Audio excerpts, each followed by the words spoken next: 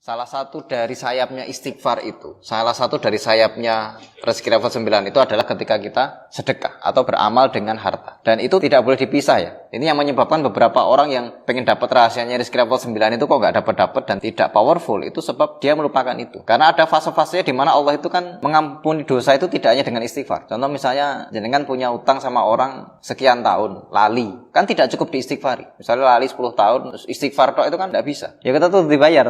Artinya tidak semua dosa itu bisa hanya dengan istighfar saja. Butuh ada sebuah action untuk itu. Maka salah satu sayapnya dari rezeki level 9 itu adalah wa fi amwalihim haqqul lisaili wal mahrum. Ketika kita bisa bersedekah menggunakan harta kepada orang-orang yang meminta maupun yang tidak meminta. Kadang-kadang ada orang yang karena dia tidak, marwahnya itu tinggi, marwahnya menjaga kehormatan dirinya itu tinggi, sehingga dia tidak termasuk orang-orang yang meminta-minta. Nah, ini juga kita perlu pikirkan. Maka wa fi amwalihim haqqul lisaili wal mahrum itu menjadi sayapnya dari rezeki level 9. Orang-orang yang bersikukuh untuk istighfar kepada Allah Subhanahu wa taala, itu butuh action untuk melakukan itu. Supaya kita ini termasuk orang yang kalau berbuat salah itu ditutupi dengan kebaikan. Dan perintahnya Rasul kan juga begitu. Perintahnya Rasul itu kan juga gitu. Ittaqillaha haitsu ma kunta. Bertakwalah kamu dimanapun berada. Kemudian kan dilanjutkan dengan wa'adbi bisyai'atal hasanah tambuha. Jadi disegerakan untuk nyusul keburukan dengan kebaikan. Jadi keburukan itu memang prinsipnya itu harus ditutup dengan kebaikan. Jadi jangan terus teman-teman salah belajar ya nanti. Makanya kenapa ngajinya itu harus komplit. Pokoknya ketika kenal dengan rezeki level 9, itu tidak hanya langsung menyibukkan diri hanya dengan istighfar dan